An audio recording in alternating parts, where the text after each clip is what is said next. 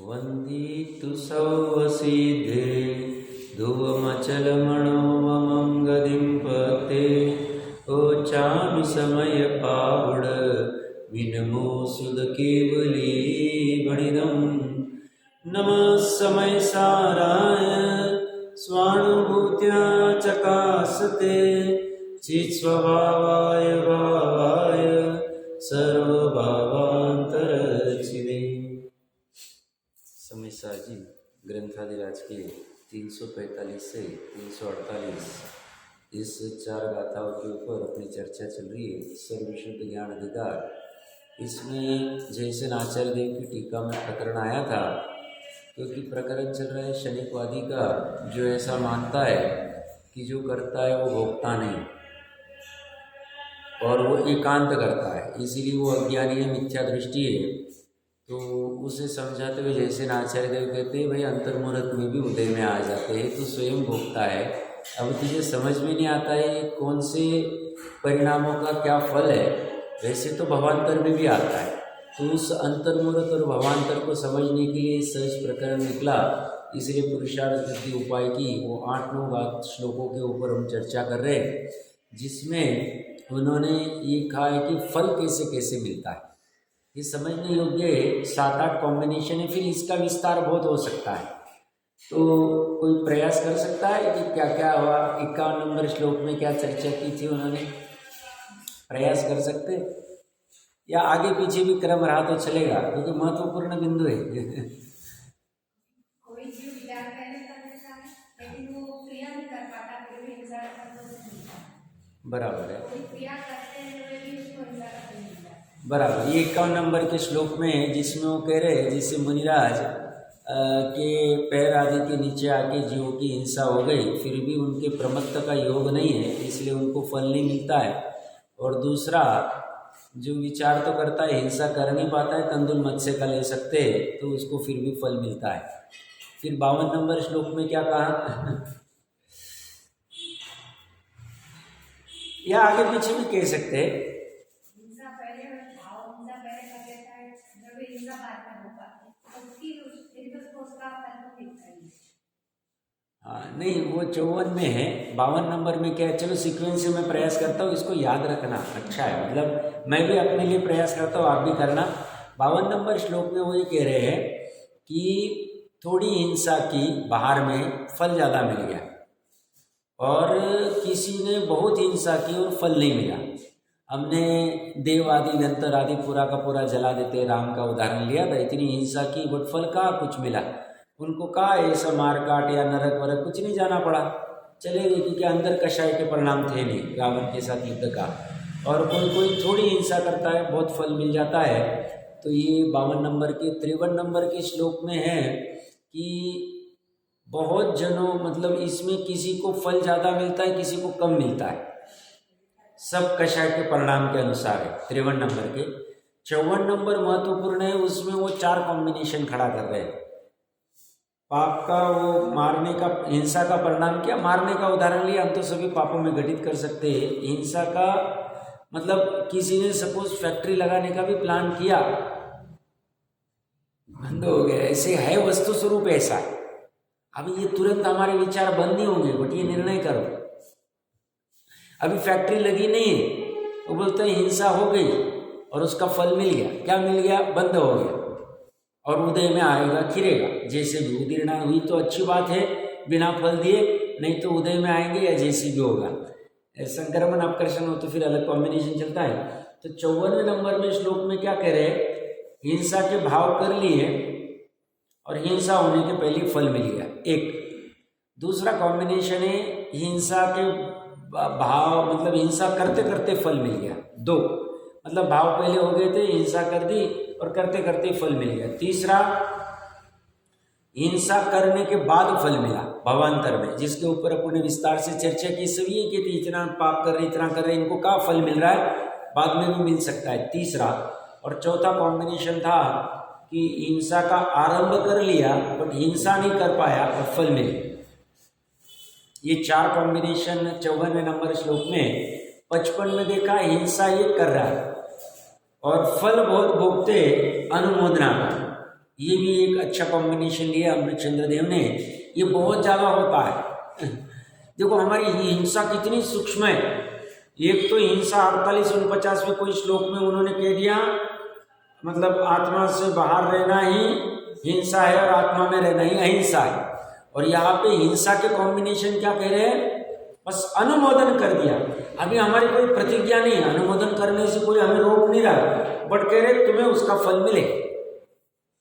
प्रतिज्ञा लेके तुम हिंसा करोगे तो तुम तो और ज्यादा डूबोगे। मतलब 3 करण 3 योग से अनुमोदना, मतलब प्रतिज्ञा ली और फिर भी हिंसा आदि की अनुमोदना कर रहे महाव्रत लेके, तो ज्यादा फल दो।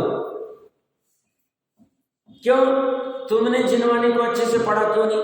जिनवाणी में जो कथन है उसको अच्छे से समझा, तुम ज्ञानधारी हो। और तुमने अवर्णवाद क्यों किया? दर्शन मोह का भी आश्रय होगा और बाकी का चारित्र मोह का भी होगा। तुमने अपनी भूमिका के अनुसार किया नहीं ना, प्रतिज्ञा का महत्व समझा नहीं। प्रतिज्ञा ऊंची ले ली, काम नीचा कर रहे हो। 3 करण 3 योग मन वचन का है क्या, ऐसा श्रावक प्रतिमा भी लेना। इसलिए जल्दबाजी नहीं, अच्छे से समझना जरूरी। कोई भी क्रिया की जल्दबाजी नहीं। हाँ, भूमिका अनुसार जैसे सामर्थ्य, रात्रि भोजन त्याग आदि, आलू प्याज नहीं, ये तो बेसिक पालना ही, ये तो बेसिक जैनत्व है। सदाचार, न्याय नीति सदाचार तो करना ही। और यथार्थ ज्ञान करके फिर लगा कि हाँ ये हम पहली प्रतिमा धारण कर सकते, दूसरी कर सकते, तो फिर लेना, नहीं ले सकते तो चौथा तो ठीक से रखो।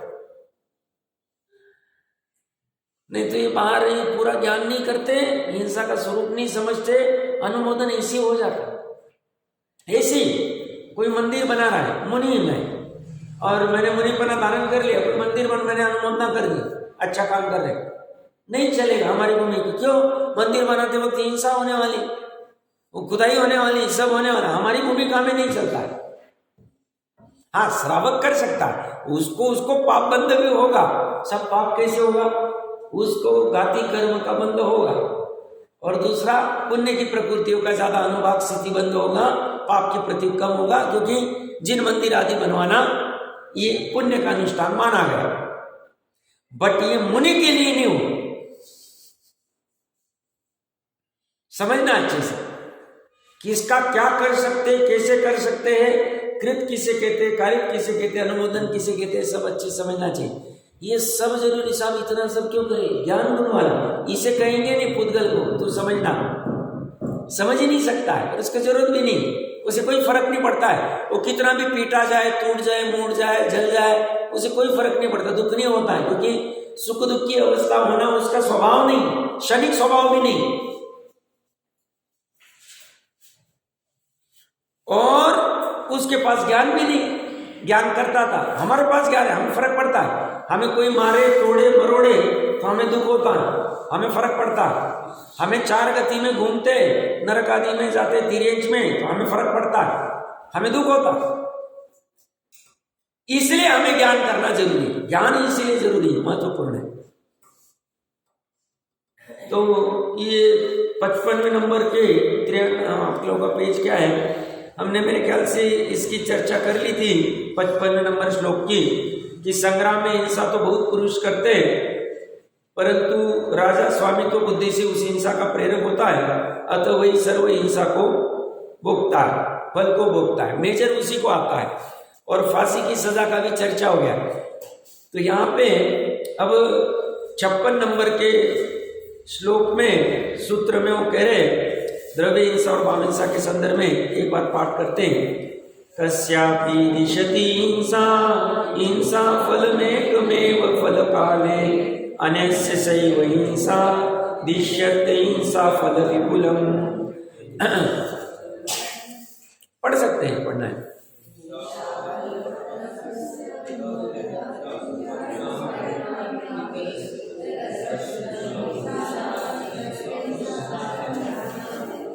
छप्पन और 57 दो श्लोक है। देखिए क्या कह रहे हैं, किसी पुरुष को तो हिंसा उदय काल में एक ही हिंसा का फल देती है, और दूसरे किसी पुरुष को वही हिंसा बहुत अहिंसा का फल देती है। अभी हिंसा अभी हिंसा है और उसका फल की चर्चा चल रही है। किसी पुरुष को तो हिंसा उदय काल में एक ही हिंसा का फल देती है और दूसरे किसी पुरुष को वही हिंसा बहुत अहिंसा का फल देती है। हिंसा की बट अहिंसा का फल मिलता है। जैन धर्म की पराकाष्ठा है और ये जैन धर्म कह रहा है इसलिए सही, ऐसा नहीं, वस्तु स्वरूप ऐसा, वस्तु स्वरूप के अनुसार जैन धर्म कहता है। तो हिंसा की और हिंसा ही मिलेगी फल में, हिंसा की और अहिंसा का फल मिलेगा। देखिए क्या कह रहे हैं, और अन्य किसी को अहिंसा उदय काल में हिंसा का फल देती है तथा दूसरे किसी को हिंसा अहिंसा का फल देती है, अन्य नहीं। हिंसा की हिंसा फल मिला, हिंसा की अहिंसा फल मिला, अहिंसा की हिंसा फल मिला, अहिंसा की अहिंसा फल मिला। 4 कॉम्बिनेशन बन रहे। देखिए क्या कह रहे टोडरमल जी साहब, तू अपरस्य अहिंसा परिणामे हिंसा फल ददाती। किसी जीव को अहिंसा उदय के परिणाम में हिंसा का फल देती है। किसी जीव को अंतरंग में तो किसी जीव का बुरा करने का परिणाम है, परंतु बाह्य में उसे विश्वास दिलाने के लिए भला करता है। अथवा बुरा करे तो भी उसके पुण्य के उदय से इसके निमित्त से उसका भला हो जाता है। वहाँ बाह्य में तो उसकी दया की, परंतु अंतरंग में हिंसा के परिणाम होने से हिंसा के फल को पाता है। कल मैंने वो धन्य कीर्ति की कही थी चर्चा। धीवर धन्य कीर्ति के भाव में वो जो दोस्त था जिसके यहाँ पे वो जन्म को आया था, वो इसको बाहर में भले अच्छा दिखा रहा है, बट अंतर परिणाम उसको मारने के है और खुद ही मर गया। और ये तो मरा नहीं, धीमर का जीव मरा नहीं, धन्य कीर्ति नाम था उसका, जो भी रहेगा। मछुआरा था, ये कहानी किसी को याद नहीं, बहुत फेमस है, सिंपल कहानी मैं 2 मिनट में बता देता हूँ। धीमर को मुनिराज आते हुए दिखते हैं, करुणा बुद्धि से खड़ा होते हैं। मुनिराज उसको कहते हैं जो भी पहली मछली मिलेगी उसका त्याग कर दे। इतनी सी बात कहते हैं, उसे महाश्रद्धा हो जाती है। जाल फेंकता है, मछली मिलती है, उसको फेंक देता है, वही वापस मिलती है। ये कुछ भी आज लाता नहीं, उसको छोड़ देता है। और ये घर पे आता है, पत्नी कहती है आज कुछ लाएंगे, घर के बाहर ही सो। रात में इसको सांप डस लेता है, मर जाता है। मर के ये कोई सेठ के यहाँ आता है, उत्पन्न, सेठ की पत्नी के गर्भ में उत्पन्न होता है। और उसी सेठ को एक लड़की बड़ी होती है, उसका रूप देख के और राजा का मंत्री या कोई तो भी अपने बच्चे की शादी उससे करना चाहता है, बट वो बिना अन्य धर्मी होता है और ये चाहता है मैं जैन कुल को छोड़ के कहीं दूंगा नहीं इसको। तो ये अभी गर्भवती को कहाँ लेके जावे, तो अपने दोस्त के यहाँ इसको रखता है और वो बच्ची को लेके निकल जाता है, क्योंकि इसका विरोध तो नहीं कर सकते, मंत्री हो, हमारी इतनी ताकत नहीं, पर हमें इससे शादी नहीं करवानी लड़की की। दोनों निकल जाते। अब जब ये गर्भवती होती, वहां पे बाजू में जैनी का घर होता है, वहां मुनिराज का आहार होता है। तो एक मुनिराज, अभी बात तो करते नहीं, प्रथमानियोग तो प्रथमानियोग हो गया, अपने को तो तर्क लेना। तो अब मुनिराज कहते देखो ये कैसी बेचारी, कैसी मतलब उसका चेहरा आदि देख के, तो मुनिराज कहते बेचारी नहीं, इसके गर्भ में जो बच्चा पल रहा है ये राजा बनने वाला है। अब ये बात जिस दोस्त के यहाँ रखा है वो सुन लेते हैं। अब उससे कषाय आती, मैं इसको मार दूंगा। अब जो भी वैर होगा, कारण होगा, तो वो उसको मारने का बहुत प्रयास करता है। चांडाल आदि के पास दे के कुछ भी और अनेक अनेक प्रयास करता है। 2-4 प्रयास प्रथमानियोग से पढ़ ले। धन्य मुनिराज हमारे उसमें कहानी है, 5 जो भाग है मंगलायतन से छपे। तो ये तो मरता नहीं, ये बाहर में भले अच्छा दिखाता होगा, क्योंकि ये मारने का डायरेक्ट प्रयास करेगा तो सबको उसको पीटेंगे। तो ये बाहर में उससे अच्छा बर्ताव कर रहा है, बट फल यही मिलता। वो तो मरता नहीं, उसका तो अच्छा ही होता जाता है और ये खुद मर जाता है। इतने प्रयास करने के बाद में अंत में पत्नी बोलती तुम सटिया गए हो। किसकी पत्नी? उस मित्र की।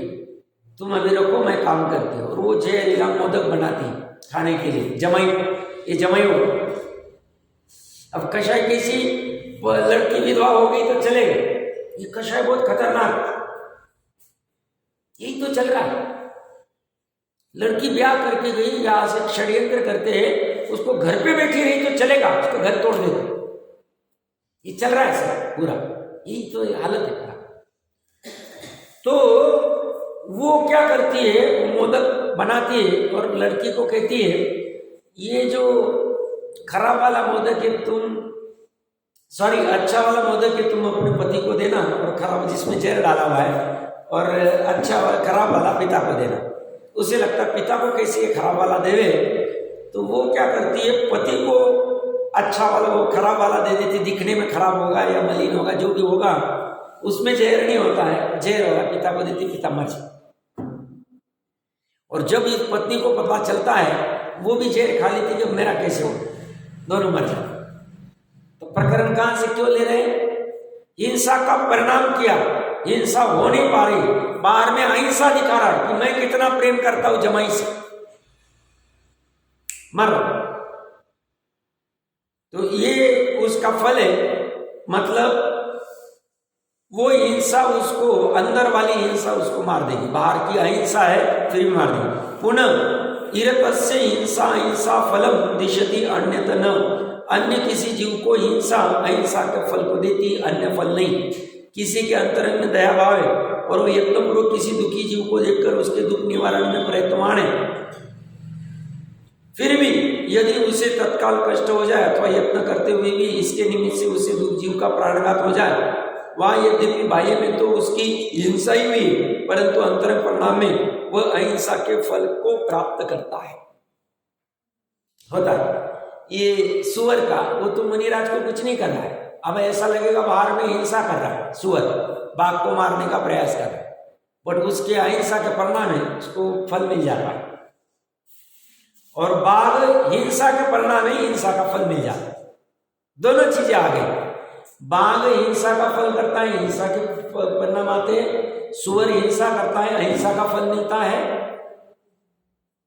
और ये तो आई बुरा करने का, धन्य कीर्ति की स्टोरी देख लेना, ऐसे अनेक। अहिंसा बाहर में दिखाता है, अंदर हिंसा के परिणाम है, छलावा करता है, फल हिंसा का मिलेगा।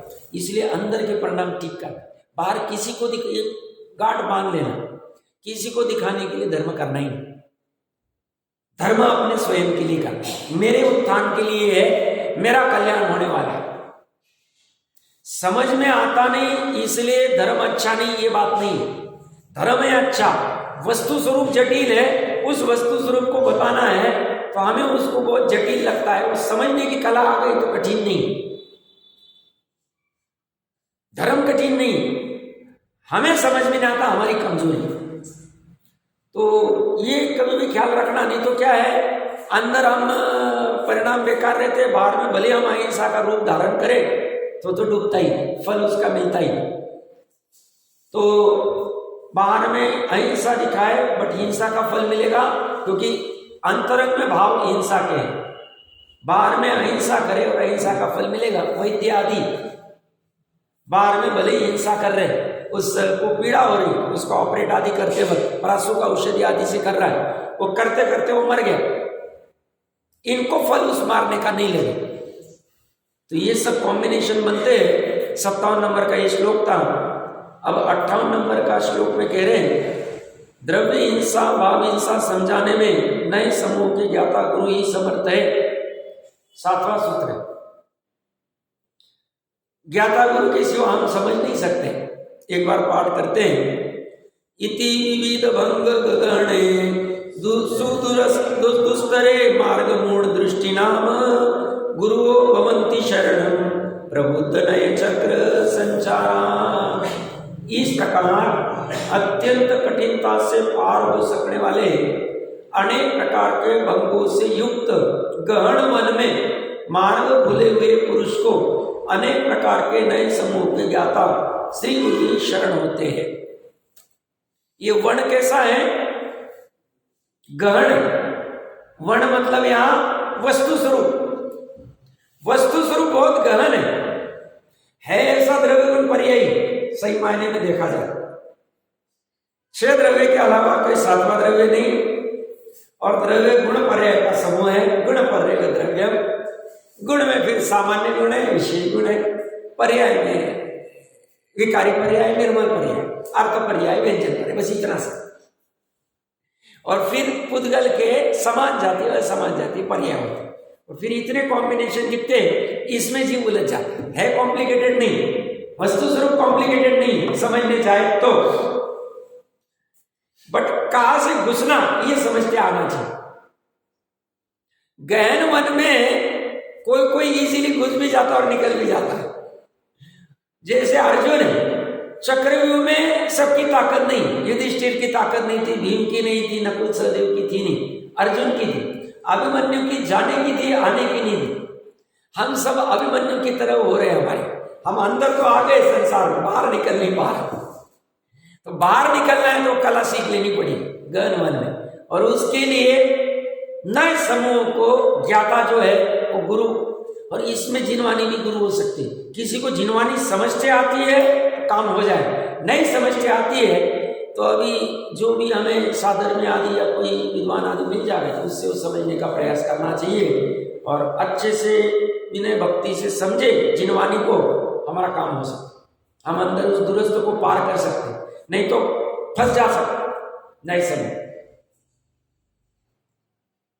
तो गहन वन ये वस्तु स्वरूप जटिल वाला, इसमें अंदर से जाके अनेक भंग, फिर से रिवीजन के लिए बताता हूं। पहला भंग कह रहा है हिंसा नहीं कर रहा है बाहर में फिर भी फल मिलता है। उसी 51 नंबर श्लोक में कह रहे हैं हिंसा हो रही बाहर में, फल नहीं मिलता है प्रमाद के अनुसार। प्रमत्त योग है, हिंसा न होते हुए भी फल मिलेगा।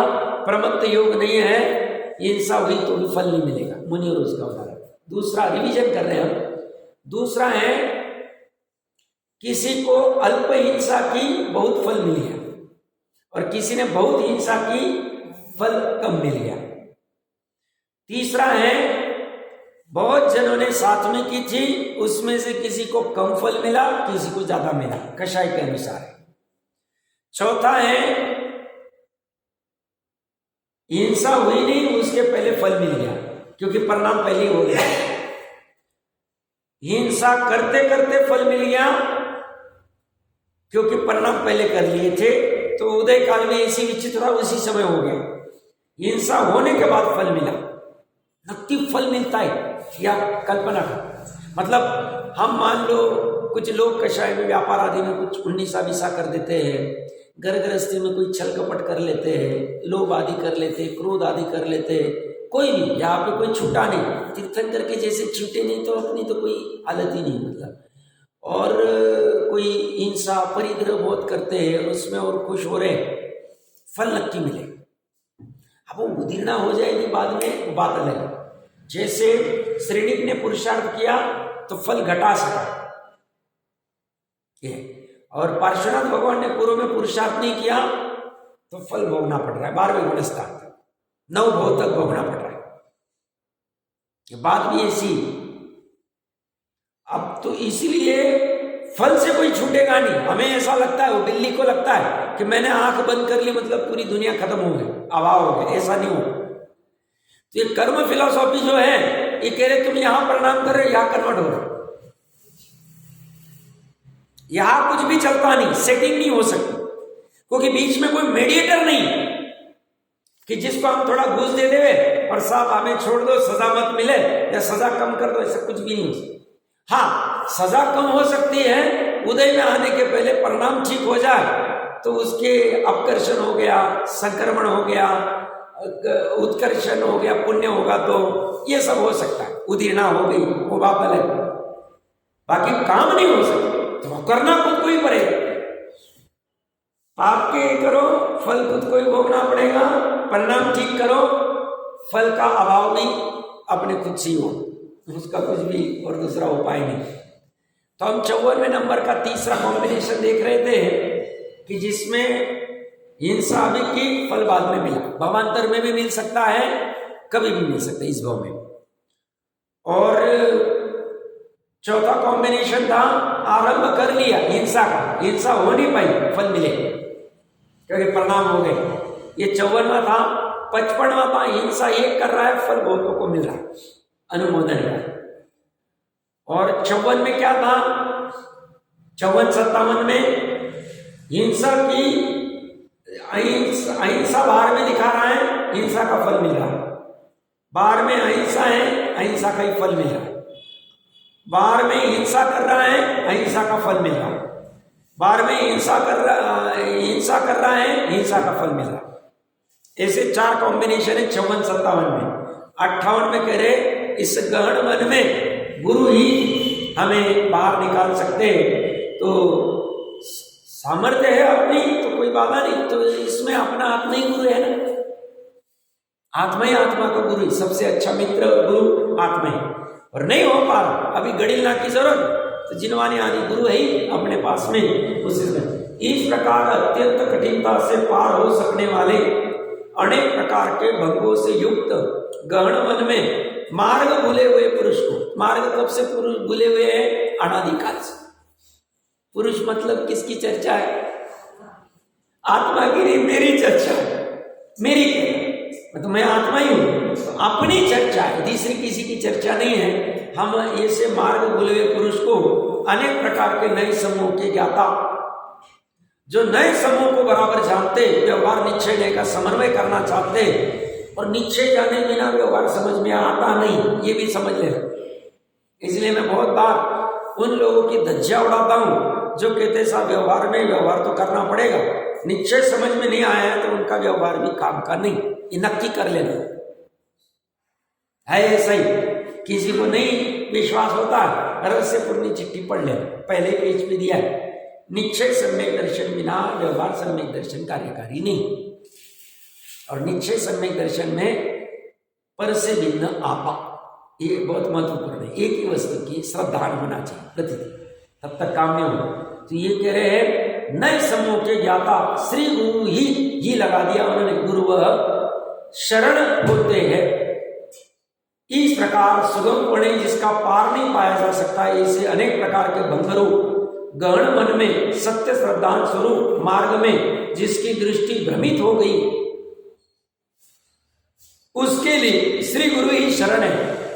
उनके द्वारा ही सत्य मार्ग का स्वरूप जाना जा सकता है। कैसे? श्री गुरु जिन्होंने अनेक प्रकार के नए समूह का प्रवर्तन जाना है और सर्व नयों को समझाने में समर्थ है। अंत वाला एक श्लोक पढ़ लेते और फिर अपना प्रकरणों का देख लेते। नए समूह में मूल पुरुष हिंसा का स्वरूप नहीं समझ पाते। चरणान योग का शास्त्र अध्यात्म की पराकाष्ठा आत्मख्याति लिखने वाले यहाँ पे कह रहे समझना चाहिए। तो इसलिए 12वीं गाथा के इसमें उन्होंने कह दिया कि तुम व्यवहार और निश्चय दोनों का लोप मत करो। हमें सीखना चाहिए बार बार, एकांत मत करो। ना व्यवहारवासी हो, ना निश्चयवासी हो, ना उभयवासी हो, बैलेंस करता आना चाहिए। या क्या कह रहे हैं? नए समूह में मूढ़ पुरुष हिंसा का स्वरूप नहीं समझ पाते। या 8वां सूत्र एक बार पाठ करते हैं। अत्यंत निश्चित धारम दुरासदम जिनवरस्य नए चक्रम खंडयति धार्यमाणम मुर्दानम झटिति दुर्विदग्धानाम। जिनेन्द्र भगवान का अत्यंत तीक्ष्ण धार वाला और दुसाध्य कैसा? वो खरदूषण जो तलवार को साधने के लिए वहां साधना कर रहा, वो दुसाध्य थी, मिली बेचारे का हालत खराब। देखो तो दुसाध्य नए चक्र धारण करने पर मिथ्या ज्ञानी पुरुषों के मस्तक को तुरंत ही खंड कर देता है। जो मिथ्या ज्ञानी होते हैं, जो बराबर से पकड़ते नहीं वस्तु स्वरूप को, वो अगर जिनेन्द्र भगवान के अत्यंत तीक्ष्ण धार वाला दुस्साध्य नए चक्र को धारण कर लेता है, ग्रहण करता है, खुद को ही उड़ा देता है। एकांत कर बैठता है किसी एक वस्तु को पकड़ के। ये मारीच की ये हालत हुई और बहुत सी जीव ऐसी हालत कर लेते हैं। जैन मतलब इसमें बनारसी दास जी का कितना पुण्य का उदय। गलत पकड़ लिया, बट बाद में होनार अच्छी थी, पुरुषार्थ भी चला अंदर में परिणति का, ज्ञान परिणति का। और निमित्त रूप में आगरा के विद्वान, क्या नाम था मुझे भूल रहा हूं मैं, बंशीधर जी, जो भी होगा, वो मिल गए। उन्होंने पूरे स्थान समझाया, मच्छी ठीक हो गई, काम चल। और आज हम बनारसी दास टोडरमल जी आदि का नाम बराबर लेते हैं, क्योंकि वो विद्वत परंपरा ने बराबर 400 साल से अपना काम किया है, टिका के रखा, एकांत नहीं करना चाहिए। तो ये कह रहे जैन मत का नैवेद्य समझना अत्यंत कठिन है। जो कोई मूढ़ पुरुष बिना समझे नए चक्र में प्रवेश करता है वह लाभ के बदले हानि उठाता है।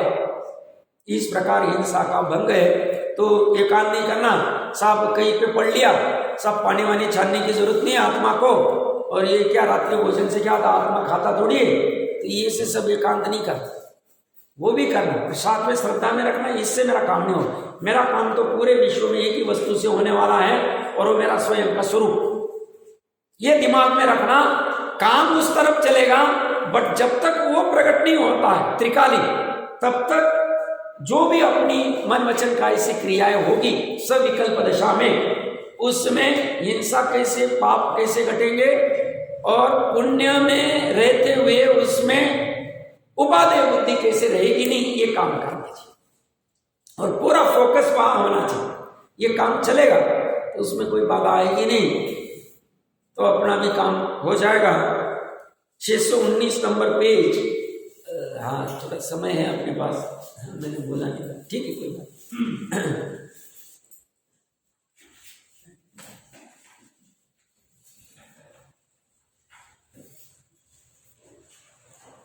हाँ, यहाँ पे जो नीचे से तीसरा पैराग्राफ था वो पढ़ के हमने इतनी 2-3 दिन से चर्चा की थी कि ये जैसे ना आचार्य देव कह रहे, यहाँ विशेष यह है कि 619 नंबर पेज, द्रव्यार्थिक नय से जो जीव मनुष्य भव में शुभ अशुभ कर्म करता है वही जीव स्वर्ग में अथवा नरक गति में उस कर्म का फल भोगता है, दूसरा भोगता नहीं।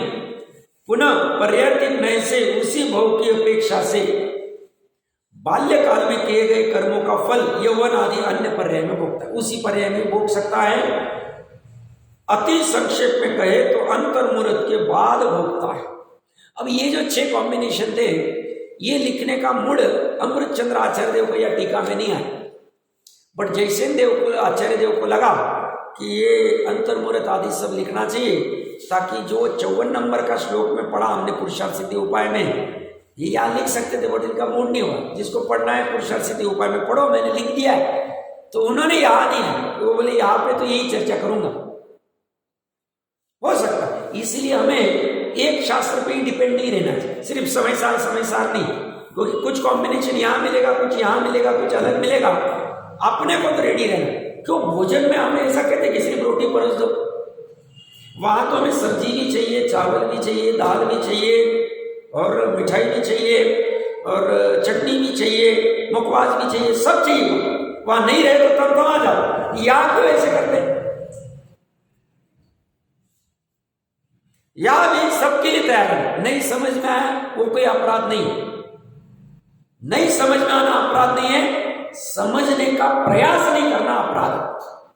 ये बहुत बड़ा अपराध है। समझने का प्रयास कर रहे, आज नहीं कल आ जाए, कल नहीं परसों आ जाए, कोई बाधा नहीं, अभी कोई संकट नहीं, तो उसमें प्रमाद नहीं करना चाहिए। समझने में, समझ में नहीं आ रहा है, हमारा कोई गलती नहीं है, ज्ञानावरण निमित्त रूप में है, उस पर डाल दें।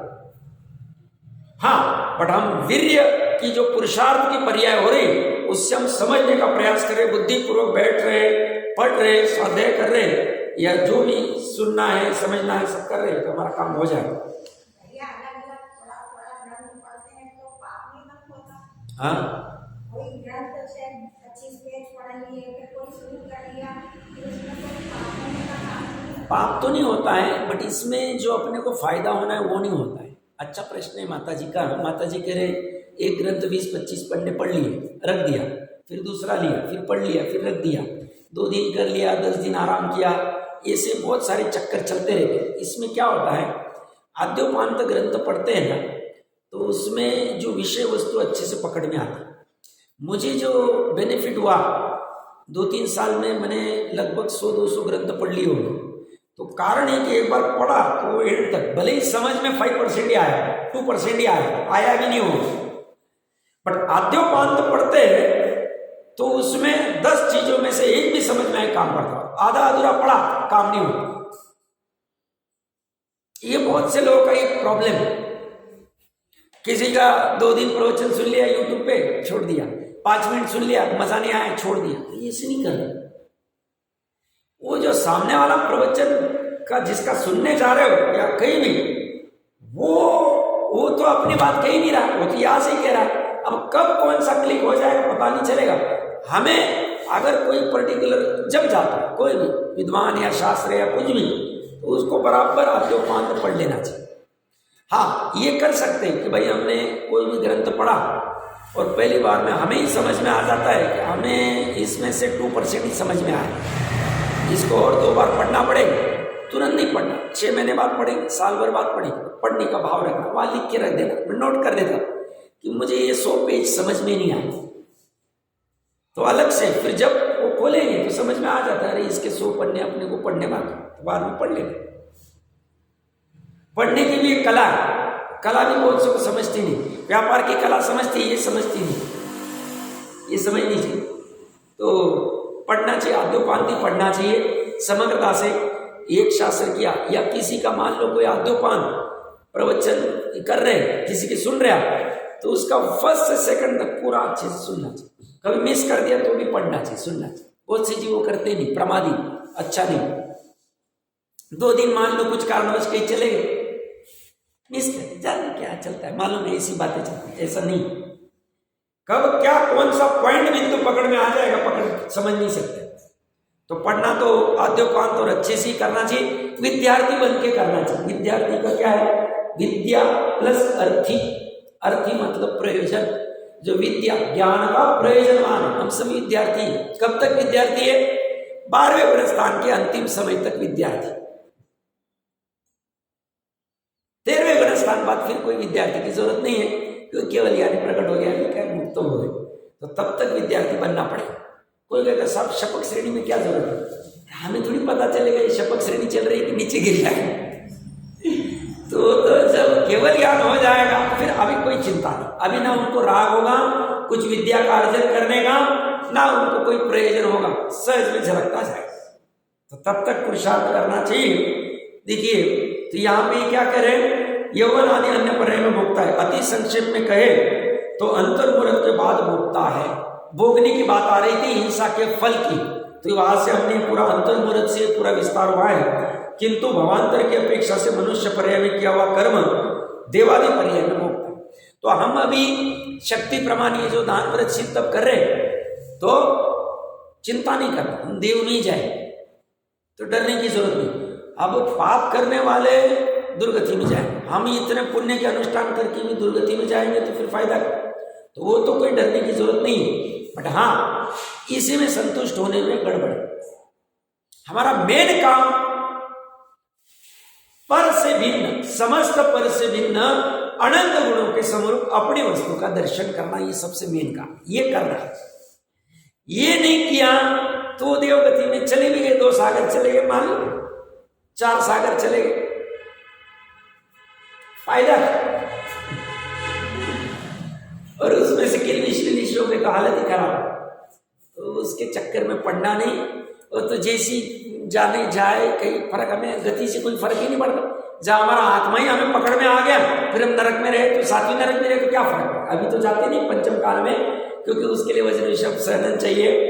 तो बट कहने की बात है, कोई कहेगा साहब शुभ शुभ बोलो, शुभ शुभ क्या बोलना, शादी 2000 सागर में करना नहीं। के शास्त्र कह रहे कि तुमको 700 सागर तो नरक में जाना ही पड़ता है, तुमको तो क्या शुभ बोलो, जाना है तो जाना ही, उसमें कुछ नहीं। तो उसकी इतनी चिंता करने की जरूरत नहीं है। मेन फोकस पर से भिन्न अपने स्वरूप का निर्णय करने में डालना, जिसको टोडरोलॉजी तत्व निर्णय, तत्व विचार, तत्व चिंतन, कुछ भी नाम, चिंतन नाम दो, विचार नाम दो, कुछ भी नाम करना चाहिए। तो ये कह रहे हैं इस प्रकार जो गाथा हो जा रहा, अनेकांत की व्यवस्थापना के रूप में अपने पक्ष की सिद्धि की। किसकी सिद्धि कर रहे? अनेकांत की व्यवस्थापना। अपन कहते हैं मुझे व्यवस्था करनी, शादी की व्यवस्था करनी है, घर की व्यवस्था करनी है, दुकान की व्यवस्था करनी, स्थापना कर रहे, अच्छे से व्यवस्थित कर रहे। अब एकांत से जो करता है वही भोगता है, अथवा एकांत से अन्य करता और अन्य भोगता है। इस तरह से जो कहता है वो मिथ्या दृष्टि, ऐसा कहते हैं। जो चेव पुण्यदी सो चेव वेदगो जस्य एस सिद्धंतो, जो जीव शुभ अशुभ कर्म करता है वही एकांत से उसके फल को भोगता है, दूसरा नहीं। ऐसा जिसका सिद्धांत या आगम है, सो जीवो नादवो मिथ्या दृष्टि अनार्यदो, वह जीव मिथ्या दृष्टि है।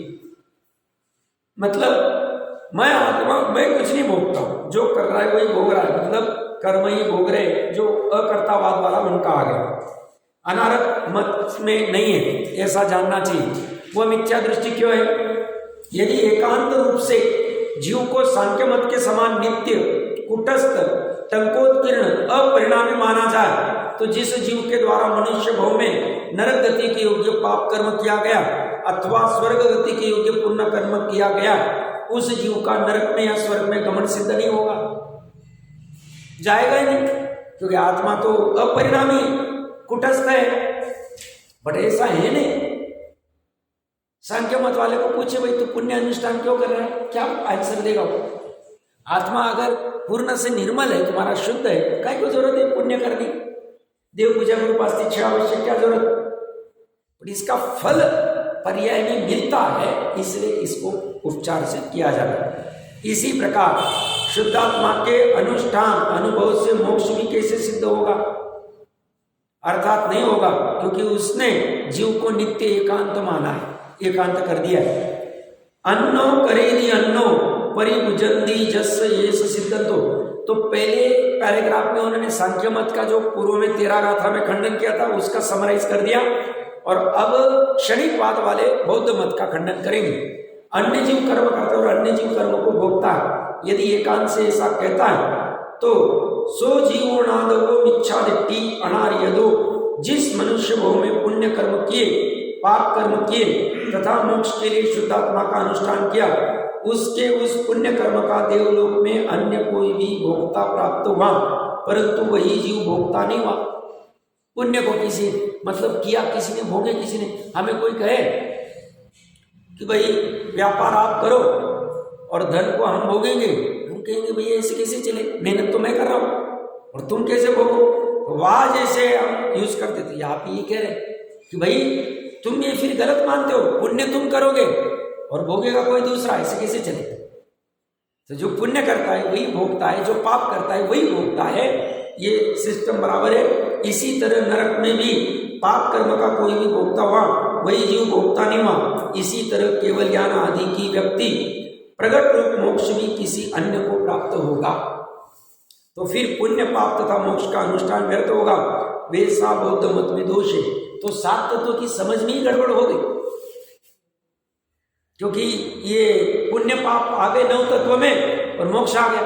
और वैसे देखें तो पुण्य पाप में पुण्य तत्व आ गया, पाप तत्व आ गया, पुण्य आश्रव आ गया, पाप आश्रव आ गया, पुण्य बंधा आ गया, पाप बंधा आ गया, 6 तत्व आ गए, मोक्ष तत्व 7 तत्व आ गए, जीवा जीवा तो 7 तत्व आ गए, तो उसमें गड़बड़ हो जाएगी। इसलिए एक तत्व के समझने में भूल है तो 9 के 9 तत्वों में समझने में भूल है। इस प्रकार 2 गाथाओं द्वारा नित्य एकांत मत तथा अनित्य एकांत मत का निराकरण किया। इस प्रकार दूसरे तरह में 4 गाथाएं समाप्त हुई। इसके बाद में अमृतचंद्र आचार्य देव ने 2 कलश लिखे, 3 कलश लिखे, उसकी चर्चा हम